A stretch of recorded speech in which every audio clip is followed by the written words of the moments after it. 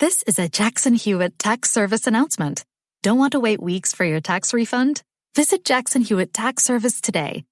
File your taxes with Jackson Hewitt and ask a tax pro how you could get $500 to $4,000 fast with a no-fee refund advance. Money when you need it. A 0% APR loan from MetaBank available on a prepaid card fast, like Today Fast. Terms apply. Visit jacksonhewitt.com today. That's Jackson Hewitt. It's a new year, and with T-Mobile, it's not about how far apart we are. It's about how close we can be. So we're bringing out our best deal. Right now, get the iPhone 12 on us on every single plan with eligible iPhone trade-in. So I can FaceTime with my sister in Savannah. That's right, the iPhone 12 on us on every plan. All on America's 5G leader in coverage. T-Mobile. With 24 monthly bill credits and a new line plus tax. If you cancel, credit stop and balance on required finance agreement may be due. Contact us for well-qualified buyers. Qualifying consumer plan required. See coverage and offer details at T-Mobile.com. Thank you for visiting ChristopherMedia.net. Christopher Media, let's make some noise. Welcome to Beer Nuts, a weekly excursion into the world of craft beer, brought to you by MichiganBeerGuide.com. And now, here are the Beer Nuts. All right, episode number 12. My name is Chris. With me, as always, from MichiganBeerGuide.com, JR. Yo. Uncle Pete. What's going on, everybody? Dugout. Hello, everyone. And a special guest this week, again with us, Mr. S.A.K. Greetings. All right, so JR. So you may recall, S.A.K. joined us for the cider episode. His specialty is he's very good at posting reviews of beer. He's a very thorough reviewer, and we're delighted to have him join us tonight for the Scottish and Scotch Ales. A reprise. As some of you know, we missed a few weeks where there's some technical problems and we lost some episodes, and one of them was Scottish and Scotch Ales. Yeah, but we are now here to recreate it. This will be one of the lost ones. Yep. So, as always, we want to just remind everybody we don't pretend to be complete beer snobs. We are just regular guys, just like our listeners, just sitting around enjoying some beers and trying to learn and educate ourselves and others as to the world of better beers. A lot of people out there that have yet to experience full-flavored beers and different categories and styles, and we're here to show you the light. And kind of the underlying theme of the show is us introducing our host, Chris, and bringing him slowly but surely into that world, and I think he's doing an excellent job so far. That being said, we also start our show every week with a beer quote of the week, so after we get a little bit of music intro, we will roll our quote of the week. Okay, everyone, this week's beer quote of the week. Quote, when I heated my home with oil, I used an average of 800 gallons a year. I have found that I can keep comfortably warm for an entire winter with slightly half that quantity of beer. Dave Barry. This week's quote of the week. And he must have been talking about Scotch Ales, too. I recall feeling a bit toasty after the first episode we did with this. Yeah, I think comfortably numb is a very comfortably numb, exactly. Needed to our Scotch Ales. Now, we do actually cover Scottish and Scotch Ales. We have one Scottish Ale, and we will learn the difference between Scottish and Scotch Ales. But first, we're going to crack open that first beer of the evening. And so for our listeners, we hope you're somewhere where you can join us. If you're in the car, don't drink and drive. You can catch up with us later. But if you're not in the car, let's crack open a cold one.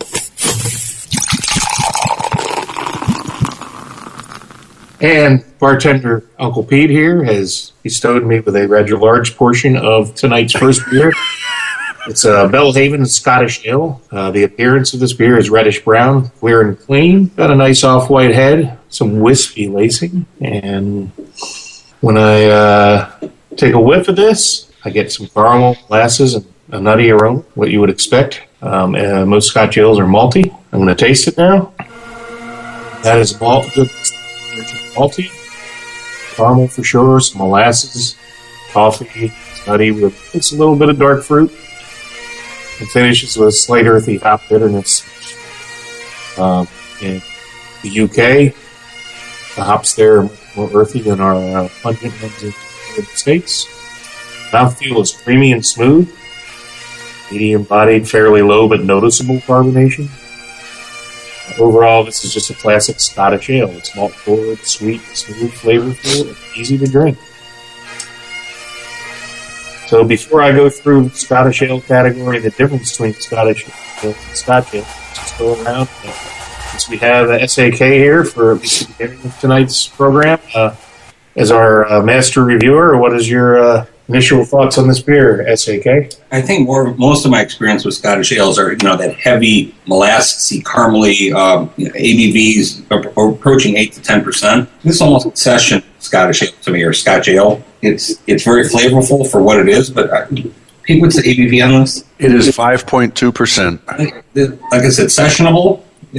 I can see where this would be more of your, you could pour a pitcher of it. Pete, what do you think? Yeah, I get a lot of malt on the tongue. I don't get a whole lot of bitterness. Mostly sweet nuttiness. Maybe a hint of peat smoke a little bit. Just a little bit of, earthy, loamy kind of a flavor. But very flavorful for a light alcohol beer. Great color. Very good. It's more of a marathon beer, I think, than a sprinter. All right, Dugout. Well, I like when we try beers and we start off the tasting with a beer that is, in this particular case and in my mind, representative of the style of what we're going for tonight. This particular beer, for us may seem sessionable at a 5.2. We'll learn along the scale of a lot of beers from Scotland that it is kind of up there. It's somewhere in the middle. It's, as S.A.K. had mentioned, not the 8 to 10 percenters, but this one's somewhere in the middle because they do go a lot lower than this on the ABVs. I get a real earthiness to this, but also the sweet caramel. It's got a very smooth, creamy mouthfeel to it, but it's also a nitro beer, meaning that there's a nitrogen capsule inside of the can, very similar to Guinness cans would be. This beer wasn't always a nitro beer. I can remember this many years ago as a bottle product, and I thought it was quite different then. So I think overall it's a great representation of what we're going to get into with some of these bigger beers. Okay, Chris, your comments? I'm picking up on I'm guessing on it's got the sweeter aroma. And I've run into this before, and I guess I want to ask you guys this. I'm obviously mistaking something for something else. Like when I keep getting like that soy sauce smell or taste, what am I mistaking that for? I seem to notice when I say that is usually when you're referring to like the darker fruits or things like that. Is that what I'm picking up on here? Anybody? I'm not really getting it, soy sauce, but this is a very malty. Scotch ales are malty because Scotland's in the northern part of the United Kingdom, and historically the southern part of the country received more hops, and very few filtered their way north. So they learned to brew beers with low hop content. So they rely on the malt to impart most of the flavor. So I think that's what it is. I think it's the malt is what I'm... That sweet maltness that is kind of reminding you of is what I'm associating sauce. it with. Yeah, it makes more sense to me now just thinking about... Yes, is this what I would, if I were to travel to Scotland and went to a pub there, is this what I would, if I ordered a Scotch ale, this is probably what I would be served, correct? Well, this is technically a Scottish ale, and I was about to get into that. I might as well just roll right in. Scottish ales are lighter-bodied, lower alcohol session beers. And as we said earlier, this is a marathon, not a sprint. There's actually 3 categories of Scottish ales. And if you go, like I've been to Edinburgh, Scotland, and when you roll into a pub there, they have beers called a 60 shilling, which is known as the Scottish Light category. These are very low ABV, 2.5 to 3.2. I mean, that's less than like an Amstel Light alcohol category. And those are just for, people that just want to drink a bunch of beers and not get looped. The Scottish Heavy category, which I consider anything but heavy, is 3.2 to 3.9%, which is a 70 shilling. Now, the shilling designation actually became because there was a time, and it may actually still be the case in Scotland, where beers are taxed by their strength. So those really low ABVs had a lower tax rate on them because they weren't as high alcohol. They had 60 shilling, I guess, was I don't know whether it was per rate, per keg, per serving, I don't know, but it was a lower taxed item. And then as you got up higher, the government would tax higher on those particular beers. Now, the Scottish export category, which is most Scottish ales we get, including the Belhaven we're tasting now, is a moderate ABV range of 3.9 to 6%. So this, I think, falls in that category, and that's known as an 80 shilling. So when you get beers in the U.S. that are Scottish ales, they're almost always a Scottish export. But when you go to Scotland, they do have the lower ones, and I guess it's because they would rather spend hours upon hours in the pub, and they want to be able to drink pint after pint and be able to endure the day. One interesting thing I would like to add on my experience visiting Edinburgh is most of these beers are served in a firkin, which is a hand-pumped keg. And literally, they have the keg, and some of them are still wooden. And you actually have to hand-pump these out, and they're served at very high temperatures compared to the cold beers we get in the United States. They're served usually at 55 degrees or so, 55 degrees. And one thing about this is they generally have about a 72-hour shelf life after the keg is tapped. So if you don't sell that keg out within 72 hours, you're going to lose that beer. It's not going to be taste any good, and you're going to lose that. So the thing I'd like to add about that is I asked one of the bartenders, I said, what happens when, you have to sell all that beer in 72 hours? He goes, you're in Edinburgh. That never happens here. So apparently they really like to drink their beer, and it's not an issue. They go through beer, a lot of volume of beer, so it's not even an issue. So I think what we're talking about is the Scots, they like to drink so much that they would rather drink a lot of a lower alcohol beer than us. So, they don't worry, they still get there, and it's maybe kind of like a add-on to their affinity for Scotch whiskey. So they're still very jovial peoples there, and I enjoyed my time there immensely. So we start talking about Scotch ales. We're going to taste our next beer, which I'll get into in just a moment, but it's basically the same ingredients that we had in this Scottish ale, but lots more of strong, intense, full body, strong flavor and aroma, complex, strong malts, dark fruits, dry finish, sometimes brewed with smoked malt and a higher ABV of 6.5 to 10%. So now you're talking of the stronger beers that are sprints, not marathons. Dugout will cover Scotch ales in more detail shortly, but for now, S.A.K was kind enough to provide out of his personal cellar, I should say him and his wife, Andrea, who hopefully will be joining us in a future episode. She's an expert on meads and sours. So I'm sure you will be hearing from her at some point. They're both very knowledgeable beer experts that we're very happy to have in our circle. So I will turn it over to S.A.K. as he can introduce the special beer he has brought to share with us tonight. So S? This is Conant up in Warren. A few shillings too many. This is a B Heavy that was put out, I think, about 3 years ago.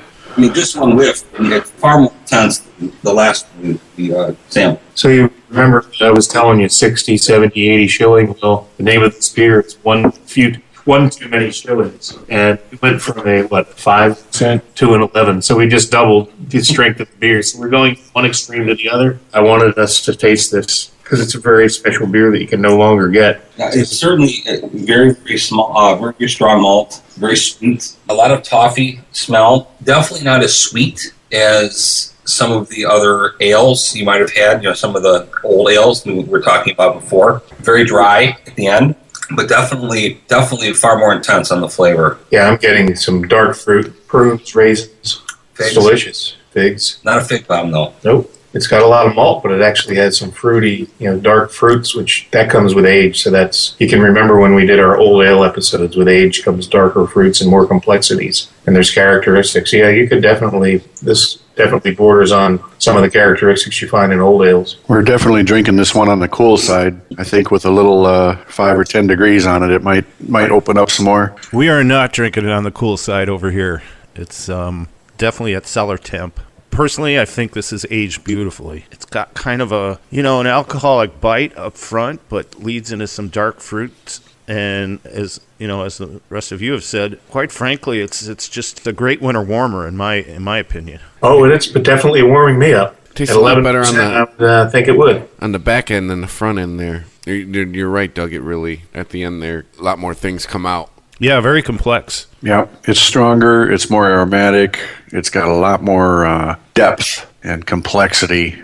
This is a 2012, right? So it's got a couple of years on it. Yep, I'm looking at my Untapped. My original rating on this was 4.5 stars out of 5. And I think it's been maybe 2 or 3 years since I've had this. But I'm not backing off that rating. I think it's right where it needs to be. I might have drank one of these with you at the time. It's quite possible. Well, all I can say is it's a fantastic beer, and I can't thank you enough for sharing it with us at S.A.K. You're welcome. So cheers, everybody. And usually we reserve our whale of the week for the end of the show. But I don't think that there's any point in delaying the selection of this as our whale of the week because you can't buy this anymore. I don't know when it's even been. It may have been produced, but it's certainly not bottled.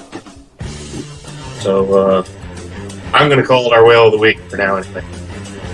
Good call. And many, it's no secret to those in my circle, but I'm a big fan of Clunin. Just went to the brewery with a out-of-town friend over the weekend. He's blown away by it. They make some fantastic beers, and as we've mentioned multiple times, they are opening up production, so more beer available to more people. Another great, fantastic beer from Clunin, and it's going to be tough to move on from this one, but we have now explored both spectrums of the beers of Scotland. So all good things must come to an end, and we will now move on to our next selection, which this is a tough act to follow, but Pete, introduce us to very good staple Scotch Ale from Founders Brewing. Pete? Sounds good. Founders, one of my favorite breweries, as we've talked about in previous episodes. Founders Dirty Bastard, Scotch Style Ale, 50 IBUs and 8.5 ABV. Let's take a look at it. It's dark, fairly cloudy, a nice red color to it, red amber. The aroma is caramely and malty. I got dark fruit on the aromas as well. This again, I can feel from the touch on the glass. It's on a little bit of the cooler side. Taking a taste, it's delicious. This is a very creamy, smooth, very malty beer. I think they use 7 varieties of imported malts in this beer. So it is very creamy and very thick on the mouthfeel. I get a lot of caramel and toasty malts in there. Very rich. I don't get bitterness up front, but after a few moments after swallowing, I get some hop bitterness in the end. Very nice beer for, coming down the scale from the Clunin A Few Shillings Too Many we just had. And I think right in the middle of the scale is a very nice beer. How about you? S.A.K.? I agree with everything Pete said. My mouth keeps expecting a little more sweetness than I, for some reason, I guess with the style I've always associated with sweet, but I must not know my styles very well, because this is, I don't know if dry is the right term, but it's not, it definitely doesn't hit me as too sweet. This is not something that, a kid is going to like, I don't think, or a first timer. Like, delicious. Something a dirty old bastard might like, huh? They might. I did hear some of that popping through, didn't I? 50 IBUs. Yeah. And 8.5%. So that's a fair amount of hops for this style of a beer. And that's probably what cuts the sweetness a little bit of hop bitterness to balance it. And that's one thing when you have these multi beers. If you get a little bit of hops there to balance it, that might be a good thing. It certainly is in this case. I'll never forget earlier this year I had a fantasy football draft at a Buffalo Wild Wings, and they had this on tap, and I wasn't driving. So take advantage. I had a few of the big ones, and I was feeling no pain. Probably my first few rounds were excellent. I got Adrian Peterson in the first round, but as the draft progressed and I had more and more to drink, I made some questionable draft decisions. Drafting like 4 kickers. But, but overall, for a beer that we can just get as an everyday shelf beer here in Michigan, and then around really the majority of the country can get this beer pretty easily. It's not an allocated item. It's a fantastic Scotch ale, I think. I can tell you, wherever I see Founders, you always see this is on. There's always like one of these 6-packs left. This is definitely. I have noticed that whenever the Founders displays, this one is always definitely on its way out. It's definitely the most has been bought of this particular beer. Everybody drink up. S.A.K., you took words out of my mouth. Exactly what I was thinking when you said, you expect the sweetness on this, and it's just really not there. But it's sort of, I don't know, it's sort of maybe distorted by the uptick of the IBUs on it. You don't expect a Scotch ale to be up that high in it. I'll get some really nice dark caramel, almost charcoal leather type of taste on the front end of this. I think it's outstanding, and the name reminds me of the Catherine Tate Show, and if you Google Catherine Tate Show and Dirty Bastard, you're going to come up with a very funny skit. Nothing left of that bottle. I'm going back for seconds. That's how we can always tell what the best beers are at the end of the tasting. The empty bottles were always the winners, and the Dirty Bastard is kicked. Any more final comments on Dirty Bastard? We're going to move on to the style guidelines of Scotch ales. I'm tired of apologizing for doing style guidelines, but it just helps us understand what judges look for and what you can expect out of styles. So I'm going to turn it over to Doug out to go over the wee heavy category, which is another name for stronger Scotch ales. Well, and we've already mentioned some of these in our descriptions of the beer as far as the overall impressions of the wee heavy. Typically rich, malty, usually sweet. Can give an impression of say, like a dessert beer because of the sweetness. It does have a complex secondary malt alcohol flavors, prevent it from being a one-dimensional, but that caramel component is always in there, or should always be in there. I might get some local or lightly smoked secondary aromas that can come and that add some more complexity. May not necessarily be from smoked malts, and typically is not. It comes from the roastedness of the malts themselves. As far as using smoked malts, that's sort of not really the true proper way to do the beer. Hops are usually very low to none and can be slightly earthal or floral. The appearance is light copper to dark brown, often with very deep ruby highlights. It's clear. You can see through it. Usually has a tan head, which may or may not persist. It's there's hints of roasted malt may be present. Low to moderate esters and alcohol. Alcohol is usually present in this one. Esters may suggest plums and raisins and dried fruit, dark fruit, as we had mentioned earlier. The palate is usually full and sweet, but the finish may be sweet to a medium dry, sometimes with a light roasty grain note. Mouthfeel, medium full to full body. This stuff is pretty thick and chewy. Smooth alcoholic warmth, as mentioned earlier in this podcast already. It's also known as a strong Scotch ale, and the term wee heavy, which means small and strong, is not necessarily, I guess it's sort of a cultural Scottish statement that's made, like, I'm going to have a wee heavy, which means I'm just going to have a small little drink, and we always know that's typically not the case. I'm just going to have one. So history is more related to historical brews than modern lower strength Scottish ales. These beers have the roots in strong ales of 1700s and 1800s, although formulations and methods have changed. A premium product often produced for export. Modern versions have lower starting and finishing gravities than their historical ancestors. It's typically made with well-modified pale malt and roasted barley for color. May use some crystal malt for color adjustment. Slight smoke characteristic may be present in some versions, but derives from roasted grains or from the boil. Peated malt is absolutely not traditional.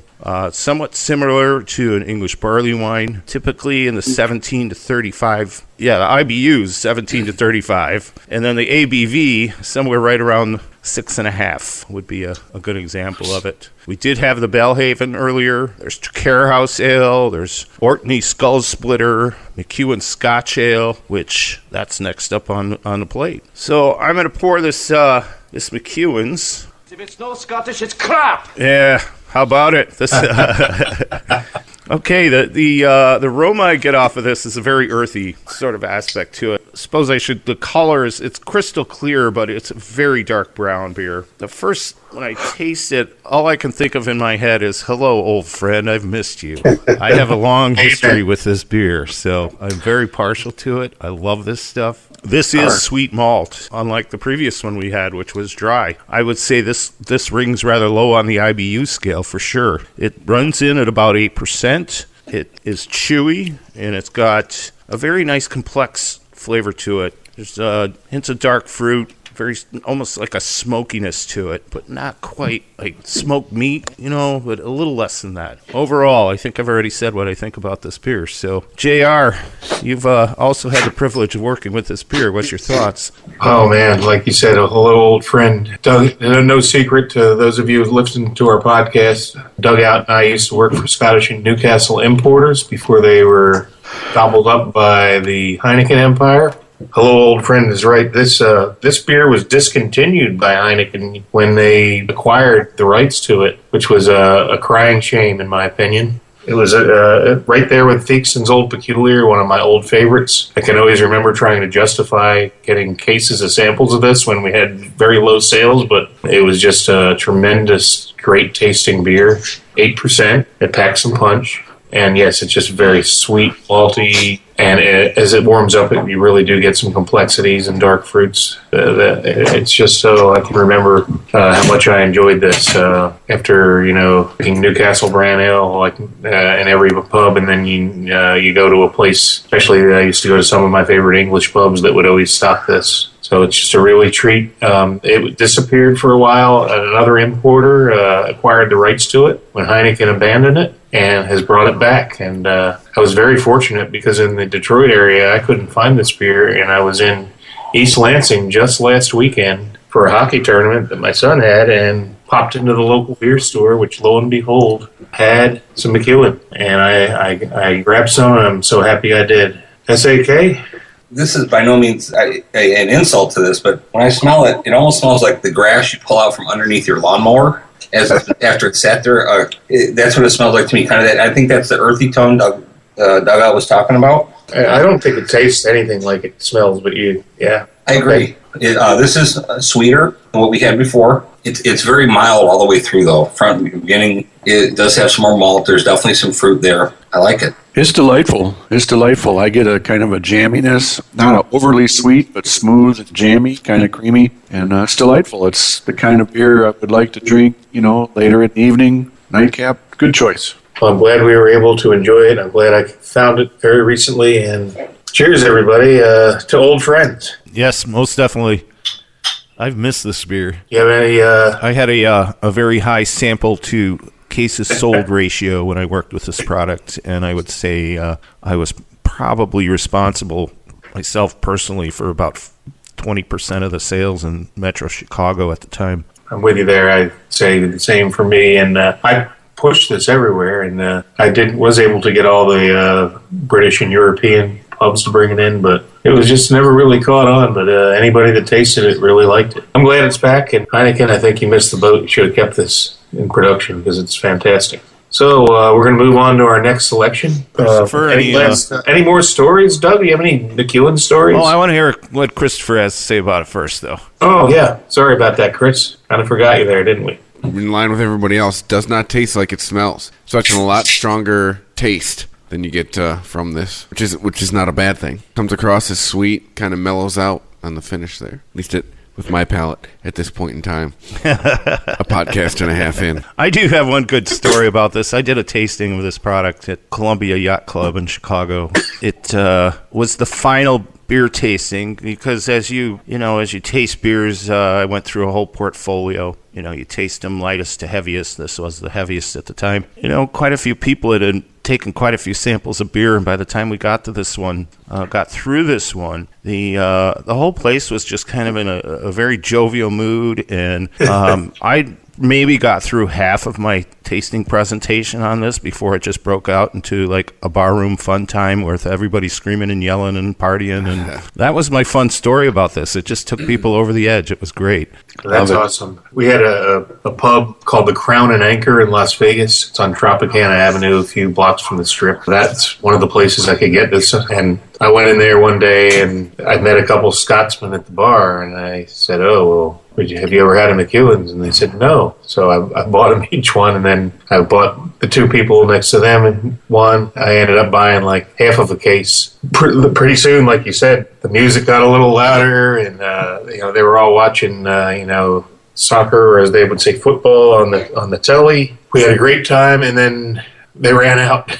So I happened to have a six-pack in my car, and I brought it in out of my samples. I brought it in, and we drank the rest of it, and sales went up like 400% in that account from that day, just from buying everybody's samples. It's proof that if you have a good beer and you get people to try it, they'll come back to it. But I thought it was funny that I actually introduced McEwen's to some Scotsmen. But the reason that is as we've said earlier, most of these beers are exported out of the country. They're not available for sale over there. So that's why they had no idea what it was. They're more likely to have a Belhaven Scottish Ale that's an 80 shilling because they don't drink these strong beers over there. They really don't. They'd rather just sit at the pub all day and drink the weaker ones. So yeah, they got pretty happy pretty quickly drinking an 8%er. All right, we're going to move on to our next beer. This is Oscar Blues Old Chub. That's the Oscar Brews version of their Scotch Ale. And normally I was going to cover this beer, but since we're fortunate enough to have S.A.K, I'd like him to review this first. This seems to be the darkest one we've looked at so far. Still very clear, a little bit more of a head than the others have had, maybe more carbonated. Again, we're trying so many of a similar style, that definitely that malty smell, a little bit of, I don't find it as earthy as the previous one, but taste, a very strong malt all the way through. I mean, maybe a little bit less fruit than I've tasted in the previous ones. One thing I have noticed for all these we've had so far is it hides the alcohol very, very well. I mean, there's a lot of flavor, but to me, not a lot of alcohol burn. What is this one, Pete? 8%. 8% ABVs. I'm sorry, IBUs. I don't know yet. Look that up for you. I would say I wanted to point out in the nose and just very subtly in the taste. This is the first one we've had tonight where I do detect a little bit of smokiness. It's not very prevalent, but it's there, which is right on what the style guideline said. It's not from peated malt, but as somebody that used to sell Scotch whiskey and knows a lot about Scotch whiskey, I do detect just a little bit of smokiness. And with that, John, sorry to interrupt you, but we had asked about the IBUs, and I'm looking at 25% on that, or 25 IBUs. Okay. So very low on the scale. Does anybody else detect any of the smokiness that I'm tasting? Because it's reminding me of a little bit of the whiskey, which would indicate peat, but it's not supposed to have peated malt. I think it's coming from the grains, like Doug described in the style guidelines. But I definitely taste it and smell it. I think there may actually be a little smoked malt in here. How about you, S.A.K? Do you detect any smokiness? I didn't. I don't want to. That's fine. No, there's no right or wrong. It's my palate is different than yours. My nose is different than yours. It's okay to disagree. Sometimes, I'm a lot of toast, and I suppose sometimes I could confuse that with smoke. But this, I think, is the maltiest of the group that we've had. It says here that they use beechwood smoked malt. Good call, Doug. You hit it right on the head. Well, I've been drinking a lot of smoked beer lately, as you guys know. I hope it wasn't the beechwood influence. We know where that goes. Well, thankfully it's from us. They use beechwood in the right way. They got to do something with it. Well, I do find this to be not overly sweet. This one has a great balance to it. Out of the American ones tend to kick up the IBUs and take the sweetness out, where it seems like the Europeans leave that sort of very sweet malt, almost a breadiness in there, like a pumpernickel bread. I like that they have the little smoked malt in it. It did remind me of just just reminded me of that little taste I get when I have a Scotch whiskey. John, I agree with you, and I like the fact that they put smoked malt in this. As we've said in the show over and over, there is no right and wrong, and this is somebody's interpretation of a Scotch ale. I don't think the smoke is very well pronounced. It's pretty much buried in the beer and making it kind of very well balanced. It adds to the complexity of it. It's a background. It's a background. Exactly, flavor, but it's there. Chris, I haven't heard much from you on this one. What are you thinking? I'm picking up on the subtle smoke, and that's thanks to the Polar Nights. I've learned how to ferret out the smoke taste. I'm picking up on that. I'm picking up on the malt. It's got a sweet smell. Definitely have to agree. This is definitely the darkest of the beers we have poured into the tulip glass so far. Chris, I'm really happy to hear that you're breaking down the different categories now when you're assessing the beer. You're making progress. Well, after a few times, I'm bound to absorb something, right? Well done, Grasshopper. I'm absorbing a lot of alcohol myself. I know, right? Yeah, this is a rough episode. Installment of Scotch Ales. You should have it out there. Feel free to lose this one again. Well, you know what? If there's one we had to lose, this was a good one. I know, right? That's why it didn't take us. Darn it! I hate when I have to drink all that stuff again. I think at least for three of us over here and this side of town, definitely this is a category we revere. So that being said, we're going to now go into the bourbon barrel Scotch ale realm, which, as you know from our earlier episode on barrel-aged beers, which if you haven't heard, are available on ChristopherMedia.net and at MichiganBeerGuy.com. And iTunes. You already know that we love bourbon barrel and barrel-aged beers. So let's move on to our next selection of that I'd like Doug to introduce, a treasure that he found in the state of Wisconsin. Doug? Yes, this is Central Waters Brewery out of Amherst. If you're wondering where Amherst is, it's sort of right in the middle of the state, very close to Stevens Point. It's our bourbon barrel Scotch Ale, and I've been a fan of this brewery for a long time. I found them originally in the late 90s, and they were just doing small batch beers out of used cheese fermenters, but they've come a long way. As far as the appearance goes, it's clear, or it's clean looking, but it's extremely dark. It's not a whole lot of lights getting through on this one, but very, very much a ruby darkness to it. And the first smell I get off it is bourbon, char, and malt. And that's pretty much the main smell I'm getting off of this.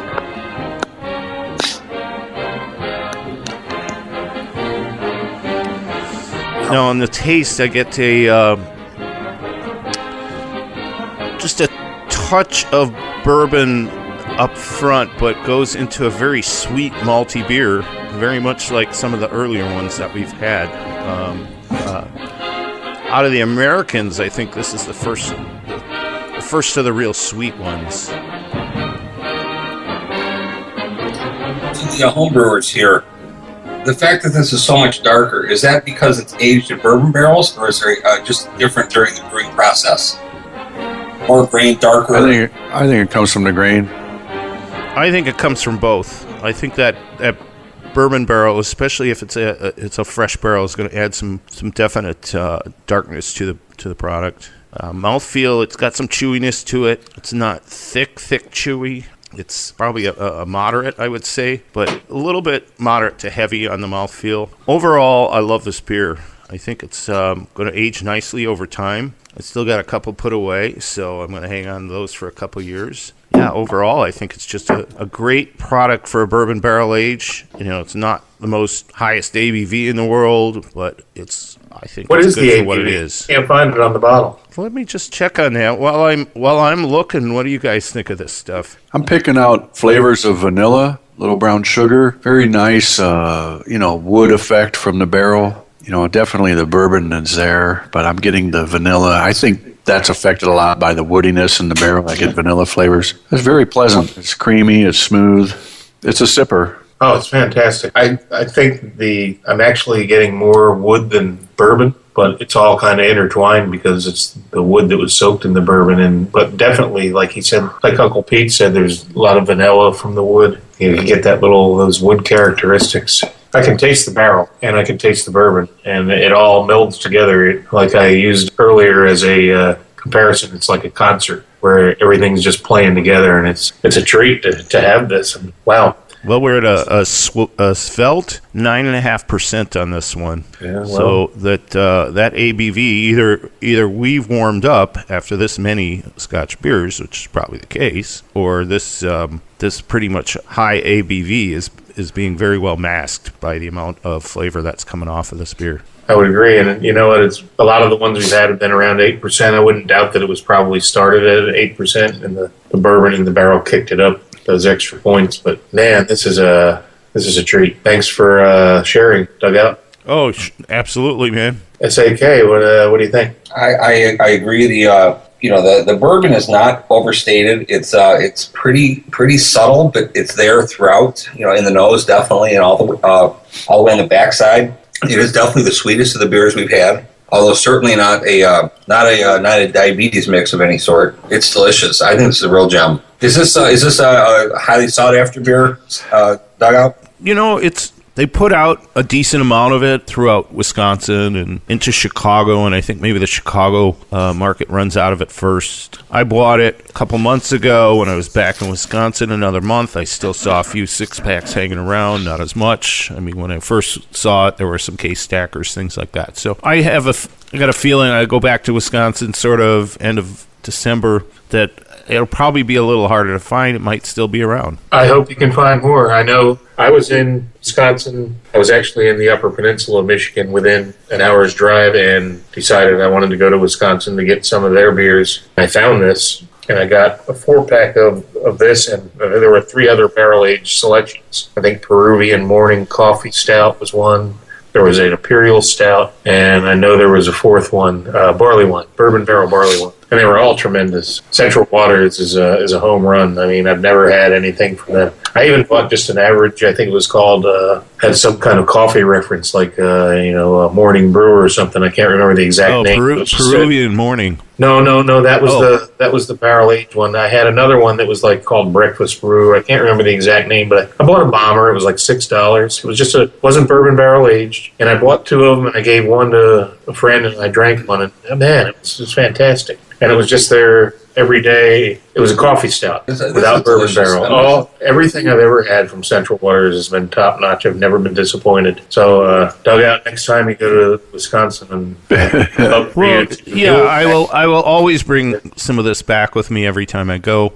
Maybe not this particular one, but something from them. Just this variety, anything from Central Waters, because I've never been disappointed. And I still love the fact that they just started out with used equipment out in the woods. I did not know that. And it used to be I could drive up there and chat with the brewers while they were brewing, and they'd fill a growler off. I mean, they were just kind of things they scrapped together themselves, and they built themselves up to be in my estimation, a pretty premier brewery in Wisconsin. I like the fact that it doesn't feel like they're trying to brew the biggest beer they could find. They brewed what they felt was a good Scotch ale, and then they aged it for an appropriate amount of time in a bourbon barrel. They're not trying to break any records as far as ABV or how much bourbon can we fit in it. And this is just beautifully balanced. It tastes delicious. Yeah, it's delightful.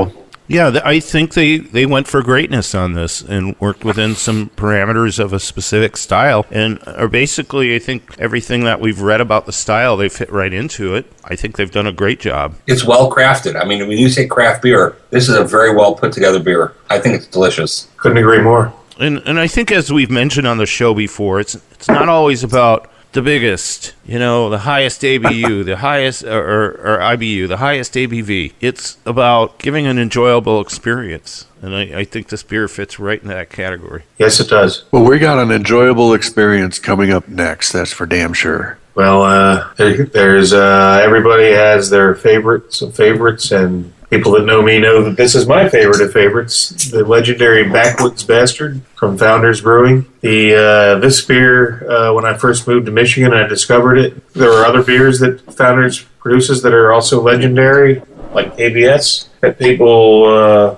go travel to the brewery for and can't get enough of. And I adopted this as my favorite beer, and I make an annual pilgrimage to the brewery whenever it's first released. And until this year, it was always the first Monday in November. So I had already booked a hotel room for the Sunday night before to be there Monday morning, and lo and behold, I found out they were releasing it the Friday before the Monday. So as it turned out, I couldn't stay overnight, but what I did is I left at 7:30 in the morning with 3 friends in my car. We all drove to the brewery, each got a case, and each drove back, and we were back by 3 o'clock. Because it's about a 3-hour drive to Grand Rapids from the side of the state where we're at. So my streak is now at 3 years running of making my pilgrimage, and it will not end anytime soon.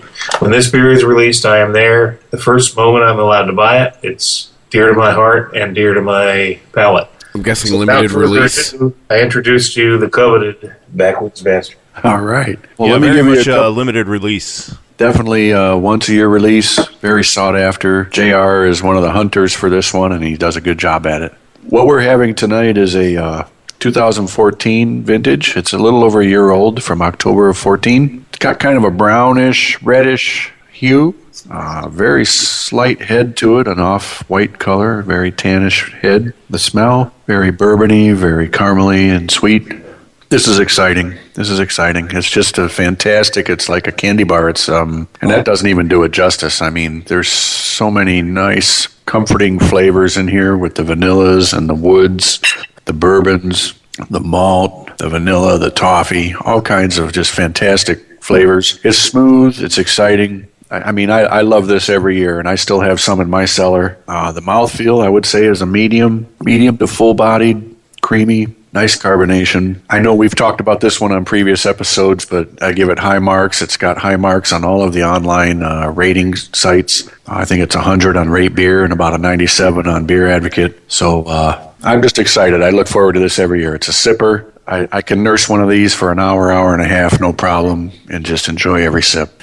S.A.K., how about you? I second everything you're saying. I mean, it's a wonderful beer. I would almost say it's been flying under the radar until the last couple of years. I'm starting to see this show up on a lot of the best beers in the United States articles. I mean, for years it was KBS. Excellent beer. But this one is, just starting to, merit a release day where people travel and they purchase a case. I remember my first backwoods was just found on a shelf in the middle of nowhere, 6 months after it had been released. And I bought it and I've loved it ever since. It ages well, or it drinks, fresh very well as well also. And we're over on the other side of town here. We have the fresh version. We've got the 2015. And I'd like to point out before you move on, Dugout, this year's, the 2014 that we're tasting is 10.2%. I believe yours is higher out ABV. Was it 11.6? I believe they raised the ABV in a 2015 batch, and they may not have done that on purpose. Sometimes, you just make the beer and it comes out a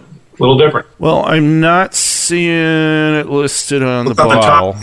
Yeah, it's 11.6. I got it on the website here. I thought this one was up a little higher than previous years. I think the 2015 is 11.6. Is it on the top label, the neck? It is on the founder's website, John. You're tasting technically a different vintage of the beer and a fresher version. Let's hear Dugout's assessment. And this is my experience because I've had the 14s and the 13s and the 12s. So, appearance-wise, everything's exactly the same. They keep this recipe they do is quite consistent, but where it changes is when it does enter the barrel, because that's the unknown. I mean, it takes on the characteristics of what was in that barrel. So this particular one on the nose, I'm getting a malt sweetness and not so much barrel, where as compared to the Central Waters, like the first thing coming off of the nose of that one was was the barrel itself, but where I get the barrel is on the very front end of it. I get sort of a charcoal charred flavor that goes very quickly into a sweetness, and it's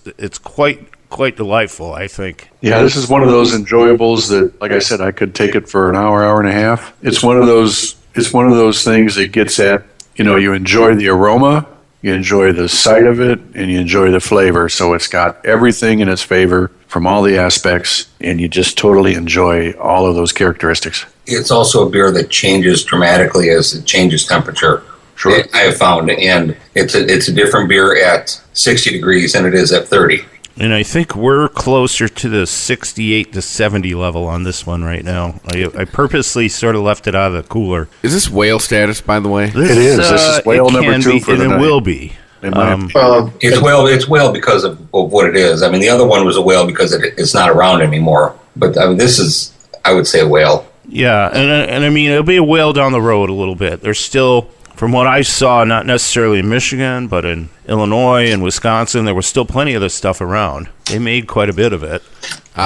So it's still there, but as time goes on, and I'm sure like with the Central Waters that we tasted previously, as time goes on and these bottles sell out, people add them to their cellars, and you come back in a couple of years with a 15 and taste it in, I don't know, maybe we'll do a show itself on the vertical tastings where we take one individual beer and taste it throughout the years to see what the differences are on it. It's definitely what happens when you cellar something. It takes on a whole new quality. Well, yeah, and that's why, I bought quantities of this each year, and I hoard it.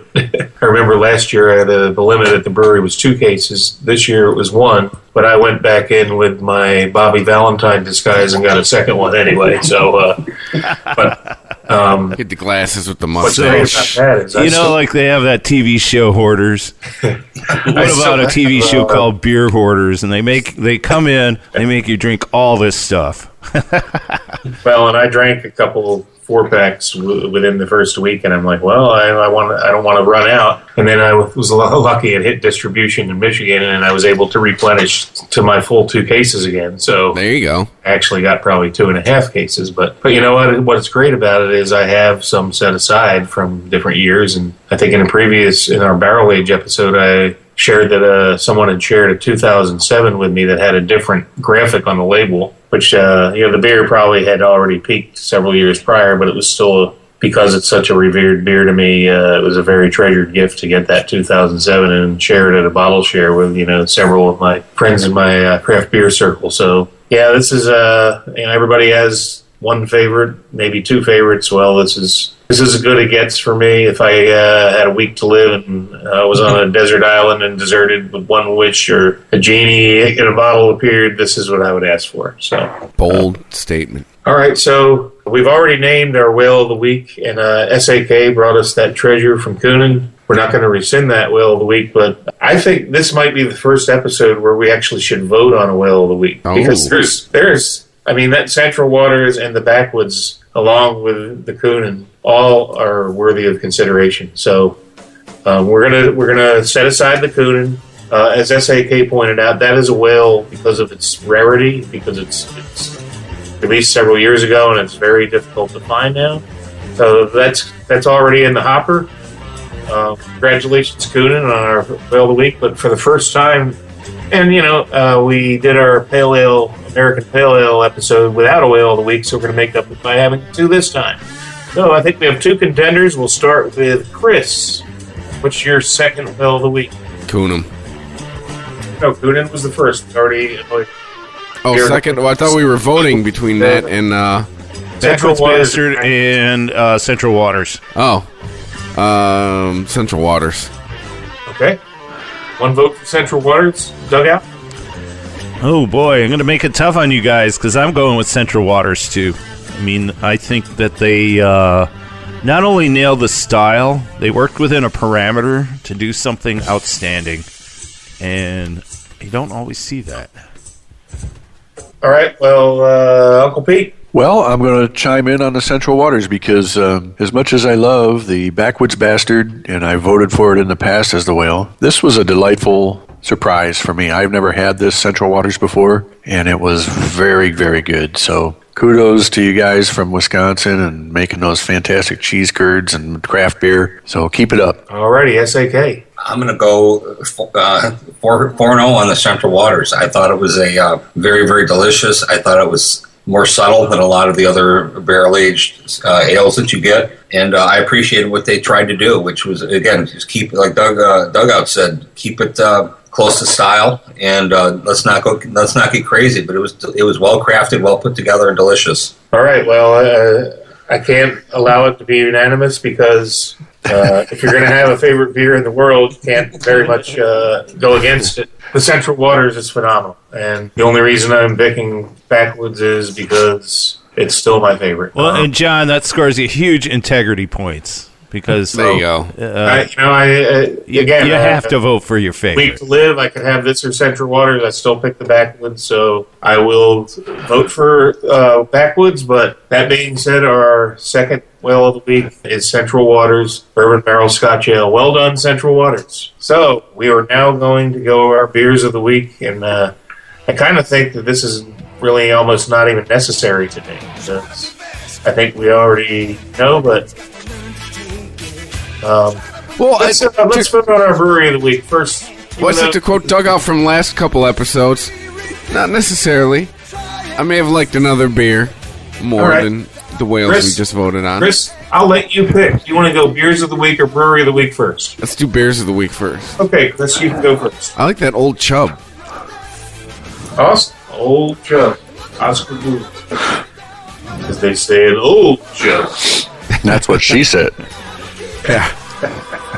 Okay, we got a vote for Old Chub. Very good, Chris. S.A.K., let's go with you. I second the Old Chub. It was it's something that's going to be more likely on the shelf, something I can get go to the store and get locally here. That was an eye-opener to me, actually. Okay, 2 votes for Old Chub. Uncle Pete.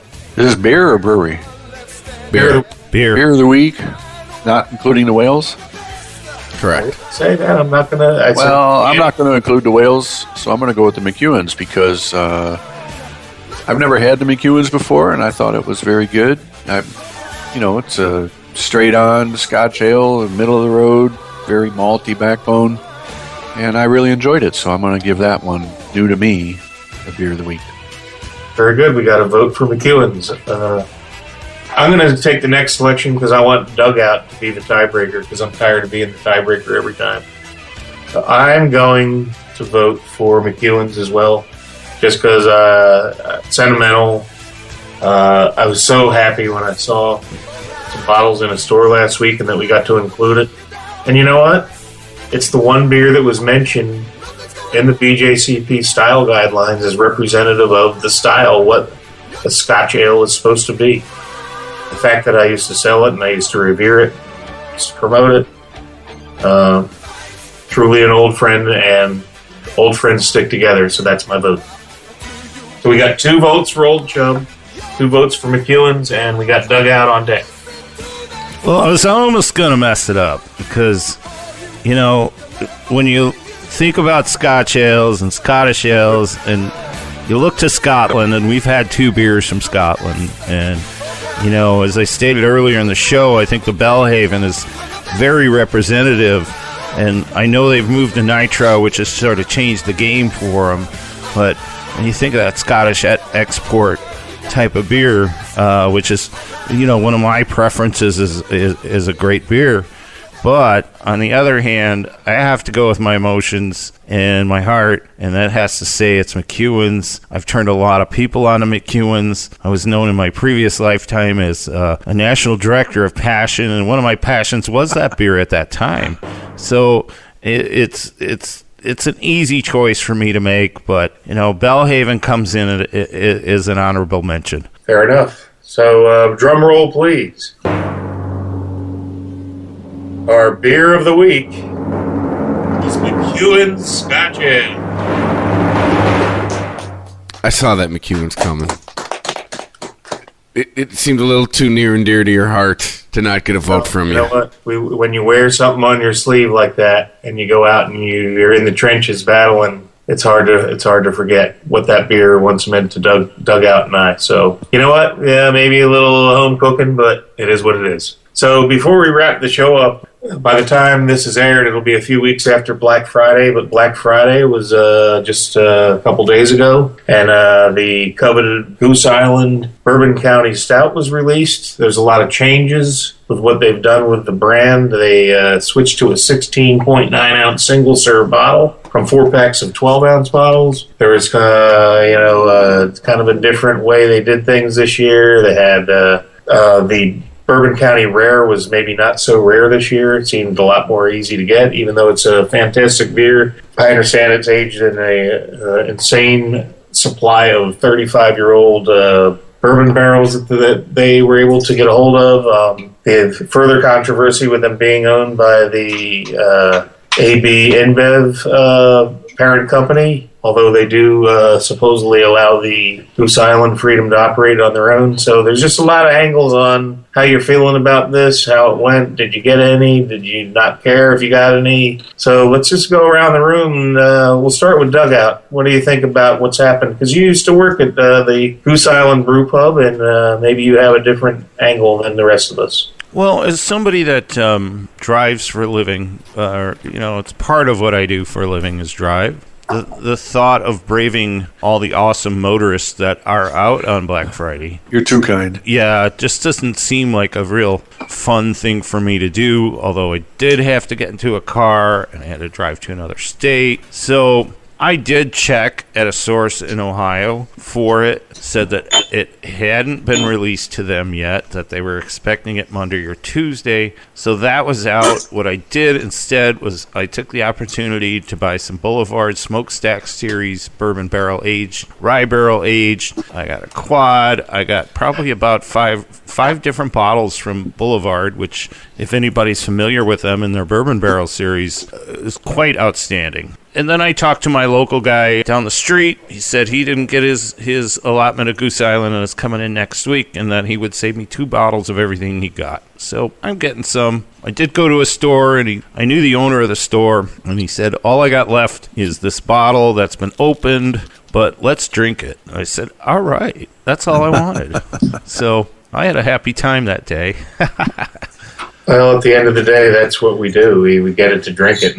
There's some people that get it because it's a trophy, and that's kind of a shame. But so that's good stories. S.A.K, anything to add? I made the rounds, the local rounds in the area where we live, and I actually ended up hitting up 3 stores and did very well for myself. Awesome. You know, it is the time when you have a whale like that released that some business owners will try to gouge. And that's one of the frustrating parts of a very desirable beer like this. At the least, they'll sometimes make you buy another product from the brewery. Sometimes they'll jack up the price, 50, 80, 100%. It just really depends on what bottle shop you're used to dealing with and whether they still want to honor kind of that loyalty to their customers and still remain true. Fair enough, yeah. When it comes back, do you want to see me come back, or do you want to see me this one and only time? It's shocking how many places on some of our beer groups, people were telling stories about bottle shops they go into all the time. They didn't, they would have jacked up the price from, I think it was retail $10.99 to up to $20 or more. Had to buy extra beers. Well, I have a couple stories to share. One would be a store that has actually been known to gouge in the past, and I walked in with a friend of mine.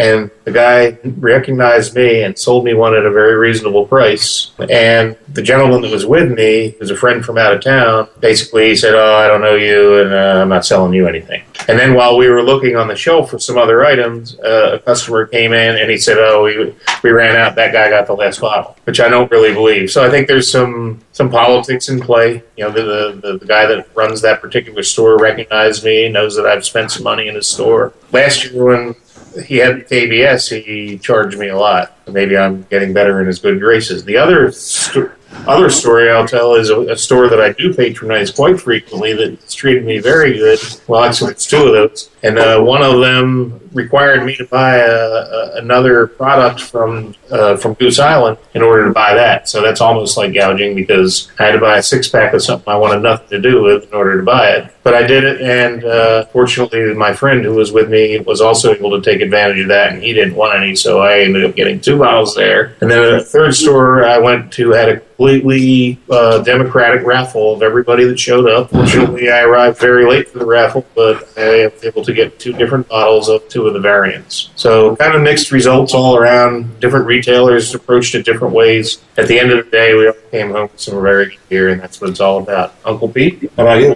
Well, I'm going to go to the other end of the spectrum and say I'm a little too old for this shit. And, I went shopping one time. That's awesome, I guarantee Pete. you, one time on Black Friday I went shopping, and I will never go again. So, Doug, like you, I won't go out and, challenge all those fantastic drivers out there. It's brutal. What do you need so bad on that day that you have to do that? I don't care for all of the wrangling and the political, whatever John Jr. was just saying. In my circle of friends and that we share beers with, I'm sure I'm going to have a taste sometime or another. I just didn't need the headache. So I spent the time with my wife, my 2 sons, and both of them were home for the holiday. And I feel like a dick now. No, I'm not trying to make anybody feel that way. But that's the way I look at the holiday. I'm not about chasing the whales much anymore. So, well, good for you, Uncle Pete. I mean, one thing that did happen to me is I had to stay home for the furnace repair, man, because we had an issue with my furnace, so I missed like most of the chasing, and maybe that was a good thing, But I had a couple stores, and I had some success at it, and I don't have an army of bottles, but I have a few, and I will be more than happy to share them with my circle of friends. Well, Uncle Pete, no worries, you'll be invited over. And if we hadn't just tasted all these strong Scotch ales, and it was a work night, we would crack Bourbon County open now. So we'd be hopping in the car and driving down there. Yeah, we'd take a rain check, but it was exciting and fun to watch all the festivities going on, and I did monitor everybody's successes, so it was a great time. Well, just to recap before we sign off, there have been, and AB InBev, the parent company, they say they weren't going to meddle with the brand. I think the quality of the beer has not suffered. I think they have allowed, and it has probably allowed them to make larger quantities of good quality beer. But I do think there's still some marketing stuff going on there with the switch to the single serves.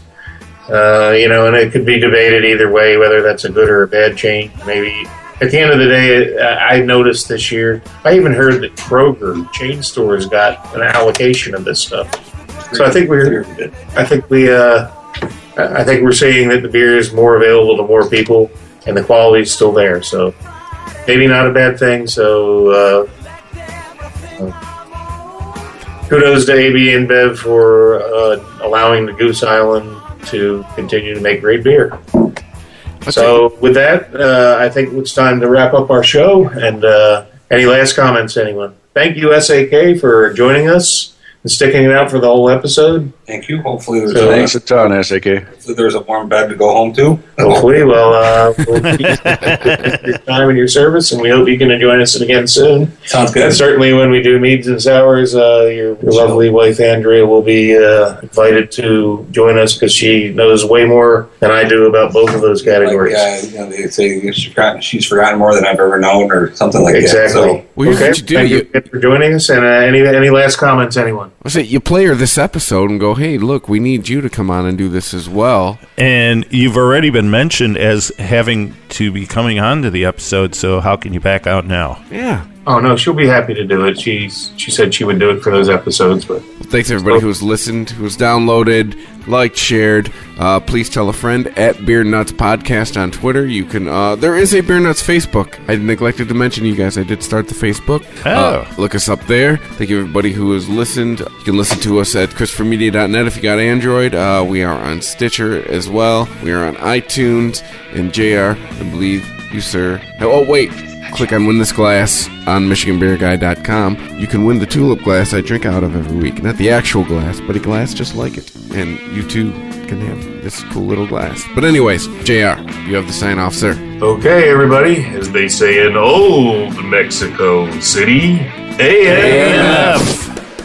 If you enjoy this show and want more people to know about it, head on over to iTunes, leave a comment, and rate it 5 stars. Make sure you like and share us on Facebook, and don't forget to follow us on Twitter. Just search for Christopher Media. Thank you in advance for supporting Christopher Media by clicking on the PayPal button and by clicking through to all the sponsors who support ChristopherMedia.net. Most importantly, we would like to take the time to extend an extra special thanks to you. Christopher Media could not exist without your support. Thank you for visiting ChristopherMedia.net, and thank you for listening. Christopher Media. Let's make some noise. Thank you for visiting ChristopherMedia.net.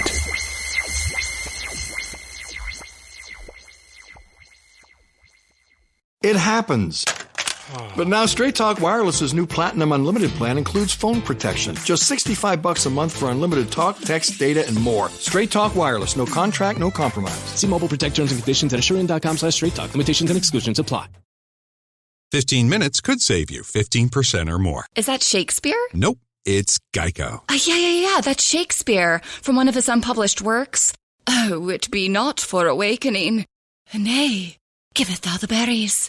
For 15 minutes could save you 15% or more. Nope, it's from Geico, because they help save people money.